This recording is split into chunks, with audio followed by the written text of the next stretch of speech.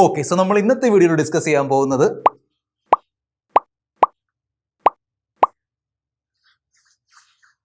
അത് ശരി ഇപ്പം ശരിയാക്കി തരാം, ഒരു മിനിറ്റ്. ഓക്കെ, സോ നമ്മൾ ഇന്ന് അൺബോക്സ് ചെയ്യാൻ പോകുന്നത് ഇൻഫിനിക്സിന്റെ ഹോട്ടസ്റ്റ് ഓഫ് ഹോട്ട് ഫോൺസ് ആയ ഇൻഫിനിക്സ് GT 10 Pro ആണ്. ഏത് വീഡിയോ ഇട്ടാലും എൻ്റെ താഴെയുണ്ട്, ബ്രോ എന്നാണ് ഇൻഫിനിക്സ് GT 10 Pro അൺബോക്സ് ചെയ്യാൻ പോകുന്നത്, റിവ്യൂ ഉണ്ടാവുമോ, ഗെയിമിംഗ് റിവ്യൂ ചെയ്യാമോ, പബ്ജി കളിക്കാൻ വേണ്ടി കൊള്ളാമോ എന്ന് പറഞ്ഞുകൊണ്ട് താഴെ ഇഷ്ടം പോലെ കമന്റ്സ് ആണ് വരുന്നത്. സോ ഫൈനലി നമ്മൾ ആ ഒരു ഫോണിന്റെ അൺബോക്സിംഗ് ആണ് ചെയ്യാൻ പോകുന്നത്. കൂടുതൽ സമയം വേസ്റ്റ് ചെയ്യാതെ ലെറ്റ്സ് റോൾ. ഇതാണ് നമ്മുടെ പെട്ടി. ഇതാണ് പെട്ടി നമ്പർ 1, ഇതാണ് പെട്ടി നമ്പർ 2. സോ ഈ രണ്ട് ബോക്സ് ആണ് വരുന്നത്. ഫസ്റ്റ് നമുക്ക് മെയിൻ ബോക്സ് നോക്കാം. Let's open. 20,000 താഴെ വരുന്ന ഫോണിൻ്റെ പോയിന്റ് ഓഫ് വ്യൂ നോക്കുകയാണെങ്കിൽ അത്യാവശ്യം നല്ല പാക്കേജിങ്ങിലാണ് വരുന്നത്. പാക്കറ്റിൻ്റെ ഉള്ളിൽ ഡോക്യുമെൻറ്റ്സ് ഉണ്ട്, വീണ്ടും ചില ഡോക്യുമെൻറ്റ്സ്, സ്റ്റിക്കേഴ്സ് ഒക്കെ ആണെന്ന് തോന്നുന്നു. ഗെയിമിംഗ് ഫോൺ ആണല്ലോ, സോ സ്റ്റിക്കേഴ്സ് ഒക്കെ കൊടുത്തിട്ടുണ്ട്. നമ്മുടെ സ്ക്രാച്ച് ഗാർഡ് അല്ലെങ്കിൽ സ്ക്രീൻ പ്രൊട്ടക്ടർ വരുന്നുണ്ട്. അത്യാവശ്യം നല്ല ക്വാളിറ്റി ഉള്ള ട്രാൻസ്പെറൻറ്റ് TPU കേസ്. ഫൈനലി ഇതാണ് നമ്മുടെ ഇൻഫിനിക്സിൻ്റെ GT 10 Pro. 45 വാട്ടിൻ്റെ ഫാസ്റ്റ് ചാർജിങ് കൊടുത്തിട്ടുണ്ട്. ഓക്കെ, ആൻഡ് ഒരു ഓറഞ്ച് കളറിലുള്ള type A to type C കേബിളാണ് കൊടുത്തിരിക്കുന്നത്. L ജോയിൻ്റ് ആണ്. നമ്മളിത് കുത്തി വെച്ച് കളിക്കുമ്പോഴും വലിയ ഇഷ്യൂ ഒന്നും ഉണ്ടാവാൻ പോകുന്നില്ല, അത്രയും ഡിസ്റ്റർബൻസ് ആയിട്ട് തോന്നുന്നില്ല. So that is very nice. നമ്മുടെ സെക്കൻഡറി പെട്ടി എടുക്കാം. ഇതിൽ എന്തൊക്കെ ഉണ്ടെന്ന് നോക്കാം. അത്യാവശ്യം നല്ല ക്വാളിറ്റി ഉള്ള പൗച്ച് കേട്ടോ. ഫസ്റ്റ് ടൈം ആണെന്ന് തോന്നുന്നു എൻ്റെ എക്സ്പീരിയൻസിൽ ഫോണിൻ്റെ ബോക്സിൻ്റെ ഉള്ളിൽ നിന്ന് ഇങ്ങനത്തെ പൗച്ചൊക്കെ വരുന്നത്. ഓക്കെ, ഫിംഗർ സ്ലീവ് വരുന്നുണ്ട്. Okay, nice. Gaming triggers, yes, gaming triggers. ഫോൺസിൻ്റെ കൂടെ തന്നെ ഗെയിമിംഗ് ട്രിഗേഴ്സ് വരുന്നുണ്ട്. സോ ഇതാണ് ഇൻഫിനിക്സിൻ്റെ GT 10 Pro.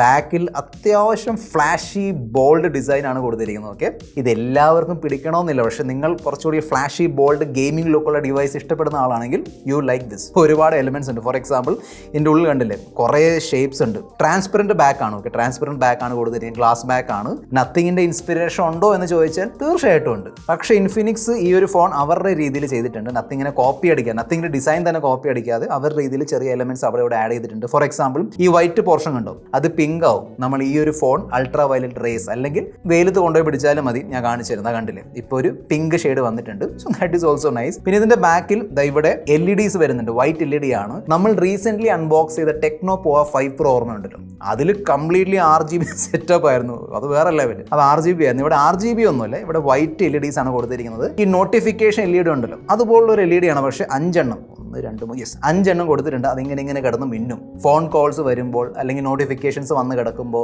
Gaming application open ചെയ്യുമ്പോൾ, അല്ലെങ്കിൽ സിംപ്ലി മ്യൂസിക് പ്ലേ ചെയ്താൽ പോലും ഈ സംഭവം, ഈ ലൈറ്റ്, ഈ LED സ്ട്രിപ്പ് കടന്ന് ഇങ്ങനെ മിന്നും. ഒക്കെ കാണാൻ നല്ല രസമുണ്ട്. അതായത് ഒരു ഗെയിമിംഗ് ഫോണിന്റെ വൈബ് കിട്ടാൻ വേണ്ടിയാണെന്ന് തോന്നുന്നു ഇത്തരത്തിലുള്ള LED സ്ട്രിപ്സ് ഘടിപ്പിച്ചിരിക്കുന്നത്. നല്ല രസമുണ്ട് കാണാൻ. 187 gram ആണ് വെയിറ്റ്, 8.1 mm ആണ് തിക്നെസ്. ഓക്കെ, സോ വെയിറ്റും തിക്നെസ് ഒക്കെ ഓക്കെ ആണ്. പക്ഷെ അത്യാവശ്യം വലിയ സൈസ് ഉള്ള ഫോണാണ്. കാരണം 6.67 ഇഞ്ചിന്റെ ഡിസ്പ്ലേ ആണ് വരുന്നത്. സോ അത്യാവശ്യം വലിയ ഫോണാണ്. പക്ഷേ ഒരു ഗെയിമിംഗ് ഫോണിന്റെ പോയിന്റ് ഓഫ് വ്യൂ നോക്കുകയാണെങ്കിൽ that is not a problem. കൂടുതൽ സ്ക്രീൻ സ്പേസ് കിട്ടും. 5000 mAh ബാറ്ററിയാണ് വരുന്നത്. 45 വാട്ടിന് ഫാസ്റ്റ് ചാർജിങ് സപ്പോർട്ട് ചെയ്യുന്നുണ്ട്. 1 മണിക്കൂർ കൊണ്ട് നമുക്ക് ഈസിലി 0 to 100% ഫുൾ ചാർജ് ചെയ്യാൻ പറ്റും. പിന്നെ ഈ ഒരു ഫോണും ബൈപാസ് ചാർജിങ് സപ്പോർട്ട് ചെയ്യുന്നുണ്ട്. എന്ന് വെച്ചാൽ നമ്മൾ ഈ ഒരു ഫോൺ, അതായത് സെറ്റിംഗ്സിൽ കയറിയിട്ട് ബൈപാസ് ചാർജിങ് സ്വിച്ച് ഓൺ ചെയ്താൽ പിന്നെ നമ്മൾ ഈ ഒരു ഫോൺ ചാർജിൽ കുത്തി വെച്ചുകൊണ്ട് കളിച്ചാലും കുഴപ്പമൊന്നുമില്ല. കാരണം ബൈപാസ് ചാർജിങ് എന്ന് പറയുമ്പോൾ വയറിലൂടെ വരുന്ന ചാർജ് ഉണ്ടല്ലോ, നമ്മൾ ഓൾറെഡി ടെക്നോ പോവ 5 Pro കണ്ടതാണ്. ബാറ്ററിയിൽ കയറാതെ ഡയറക്ട്ലി മദർ ബോർഡിലേക്ക് പോകും. അങ്ങനെ ബാറ്ററി ഹീറ്റിംഗ് ഇഷ്യൂ ഒന്നും ഉണ്ടാവില്ല. സോ ബാറ്ററി ഡീഗ്രഡേഷൻ ഒന്നും പേടിക്കേണ്ട. നല്ല ക്വാളിറ്റി ഉള്ള AMOLED ഡിസ്പ്ലേ ആണ് കൊടുത്തിരിക്കുന്നത്. ഞാൻ പറഞ്ഞതുപോലെ നല്ല സൈസ് ഉള്ള ഡിസ്പ്ലേ ആണ്. 6.6 ഇഞ്ച് ആണ് ഇതിന്റെ സൈസ്. ഡിസ്പ്ലേക്ക് ചുറ്റുമുള്ള ബെസൽസ് ഉണ്ടല്ലോ, അതൊക്കെ നല്ല മിനിമം ആണ്. പ്രത്യേകിച്ചും ഈ ഫോണിന്റെ പ്രൈസ് റേഞ്ച് വെച്ച് നോക്കുമ്പോൾ നല്ല യൂണിഫോം മിനിമം ബെസൽസ് ആണ് കൊടുത്തിരിക്കുന്നത്. പിന്നെ ലോ ബ്രൈറ്റ്നസിൽ ഫ്ലിക്കറിംഗ് ഒഴിവാക്കാൻ വേണ്ടി, അതായത് ചിലർക്ക് ഈ ഫ്ലിക്കറിംഗ് കാരണം തലവേദനയൊക്കെ ഉണ്ടാവാറുണ്ട്, അത് ഒഴിവാക്കാൻ വേണ്ടി ഈ ഫോണിൽ 1920 ഹെർട്സിന്റെ PWM ഡിമ്മിംഗ് കൊടുത്തിട്ടുണ്ട്. 10-bit പാനലാണ്. സോ 1 ബില്യൺ കളേഴ്സ് സപ്പോർട്ട് ചെയ്യുന്നുണ്ട്. HDR10+ന്റെ സപ്പോർട്ട് ഉണ്ട്. പക്ഷേ നെറ്റ്ഫ്ലിക്സിൽ വരുന്നില്ല.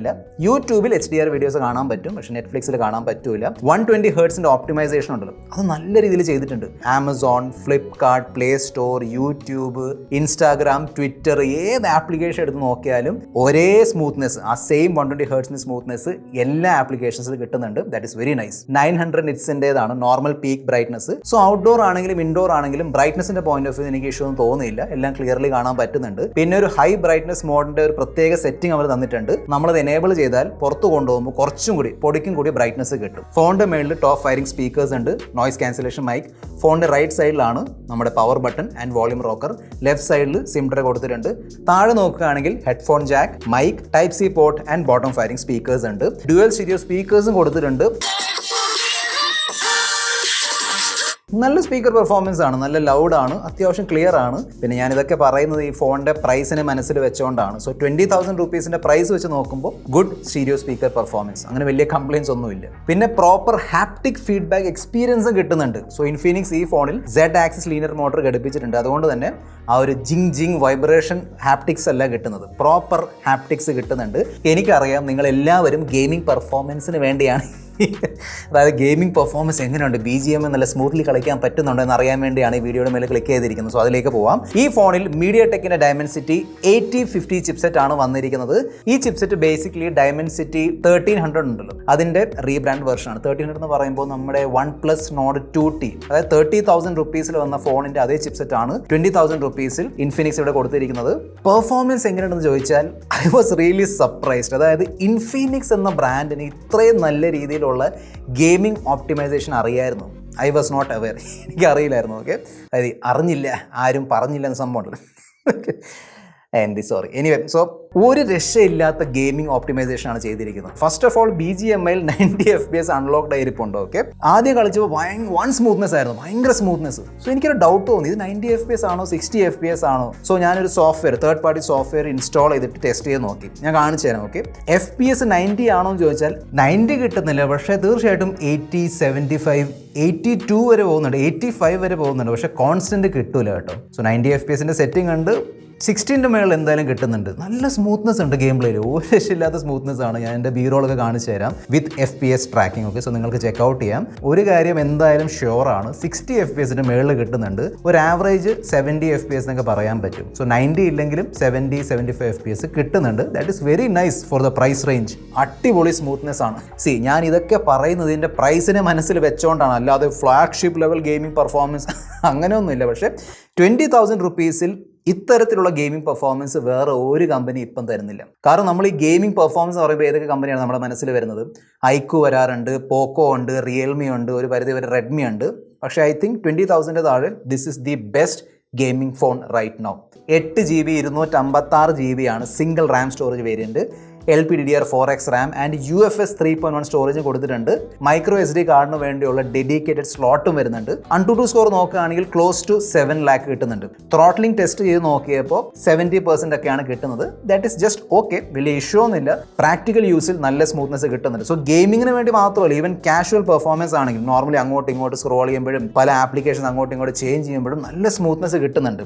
അതിന്റെ മെയിൻ കാരണം ആവാം ക്ലീൻ സോഫ്റ്റ്വെയർ എക്സ്പീരിയൻസ് ആണ് തന്നിരിക്കുന്നത്. ക്ലീൻ, ഒന്നുമില്ല, ആഡ്സ് ഇല്ല, ബ്ലോട്ട്വെയർസ് ഇല്ല, റെക്കമെൻഡേഷൻസ് ഇല്ല, ഒന്നും വരുന്നില്ല. ഓക്കെ, ലേറ്റസ്റ്റ് Android 13 ആണ് കൊടുത്തിരിക്കുന്നത് with latest XOS 13 for GT. ഇൻഫിനിക്സിന്റെ XOS തന്നെയാണ് വരുന്നത്. അതിന്റെ മേളിൽ ഒരു ഗെയിമിംഗ് തീമൊക്കെ അവരിട്ട് തന്നിട്ടുണ്ട്. It's nice. Okay, so first time തന്നെ നമ്മൾ ഓപ്പൺ ചെയ്യുമ്പോൾ ആ ഒരു തീമാണ് വരുന്നത്. ഒരു വർഷത്തെ ആൻഡ്രോയിഡ് അപ്ഡേറ്റിന് വേണ്ടിയുള്ള പ്രോമിസ് മാത്രമേ ഇൻഫിനിക്സ് ചെയ്തിട്ടുള്ളൂ. സോ Android 14 വരെ പ്രതീക്ഷിച്ചാൽ മതി. ഒരു മിനിമം 2 years കൊടുക്കാമായിരുന്നു. ഇപ്പം മിക്ക എല്ലാം ബ്രാൻഡുകൾ കൊടുക്കാറുണ്ട്. ഇവിടെ 1 year കിട്ടുള്ളൂ. കൂടെ വന്നിരിക്കുന്ന ഈ ഗെയിമിംഗ് ട്രിഗേഴ്സ് ഞാൻ യൂസ് ചെയ്ത് നോക്കിയിട്ടുണ്ടായിരുന്നു. പെർഫോമൻസ് ഒക്കെ നല്ലതാണ്. ഞാൻ പേഴ്സണലി ഗെയിമിംഗ് ട്രിഗേഴ്സ് ഉപയോഗിക്കാറില്ല, കാരണം ഞാൻ ആ 4 finger ക്ലോസ് സ്റ്റൈലാണ് കളിക്കുന്നത്. സോ ഇതിൻ്റെ ആവശ്യം വരാറില്ല. പക്ഷേ നിങ്ങൾക്ക് ഇതിൻ്റെ ആവശ്യം ഉണ്ടെങ്കിൽ നല്ലോണം പെർഫോം ചെയ്യുന്നുണ്ട്. സോ വേണമെങ്കിൽ യൂസ് ചെയ്യാം. പിന്നെ നിങ്ങളിൽ പലരും ജൈറോ അല്ലെങ്കിൽ ജൈറോ പ്ലെയേഴ്സ് ആയിരിക്കും. അടിപൊളി ജൈറോ പെർഫോമൻസ് ആണ്. നമ്മുടെ ടീംമേറ്റ് ആദർശ് ജൈറോ പ്ലെയർ ആണ്, ഞാൻ ജൈറോ പ്ലെയർ അല്ല.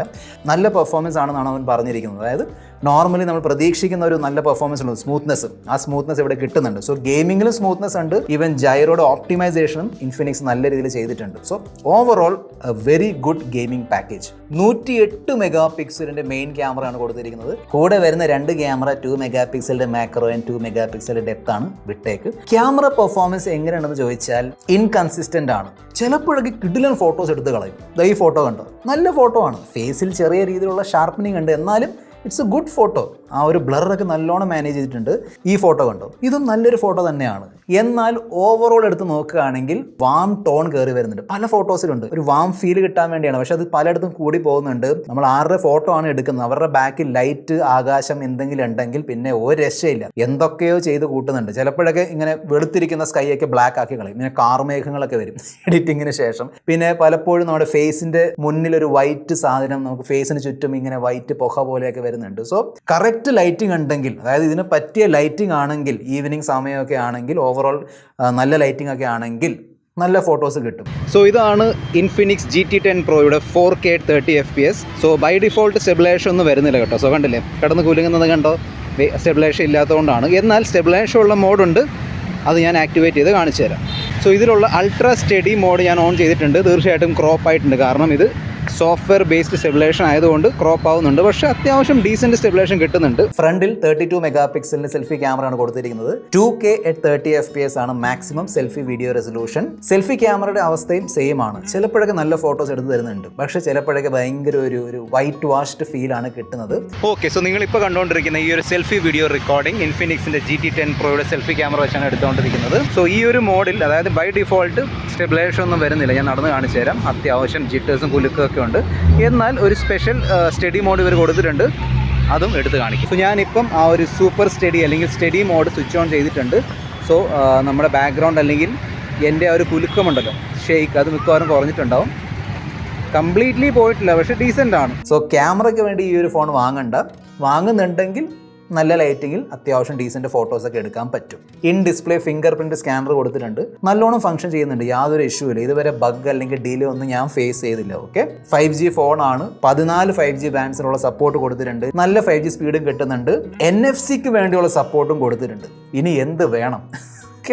NFC-യും വരുന്നുണ്ട്. നോർമലി ഈ പ്രൈസ് റേഞ്ചിൽ അങ്ങനെ വരാറില്ല NFC. ഇവിടെ NFC-യും കൊടുത്തിട്ടുണ്ട്. സോ നിങ്ങൾക്ക് ഈസിലി കോൺടാക്ട് ലെസ് പേയ്മെൻറ്റ്സ് ഒക്കെ ചെയ്യാൻ പറ്റും. സോ ഈ ഫോണിൻ്റെ 8GB 256GB പ്രൈസാണ് 19,999 രൂപ. ഈ ഫോൺ 2 കളർ ഓപ്ഷൻസിൽ വരുന്നുണ്ട്. നമ്മുടെ കയ്യിലുള്ള ഓപ്ഷനാണ് മിറാജ് സിൽവർ. മറ്റൊരു ഓപ്ഷൻ കൂടിയുണ്ട്, സൈബർ ബ്ലാക്ക്. ഈ ഫോൺ എന്നെ ശരിക്കും ഇംപ്രസ് ചെയ്തു. അതായത് I think this is the best Infinix phone. ആ ഒരു value for money point of view നോക്കുകയാണെങ്കിൽ 20,000 റുപ്പീസിൻ്റെ താഴെ പണ്ടൊക്കെ പോക്കോ, റിയൽമി, ഷവോമി ഒക്കെ ആയിരുന്നു ചാമ്പ്യൻസ്.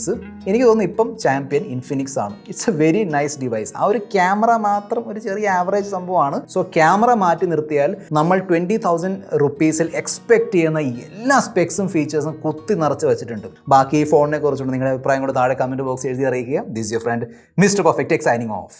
Good bye.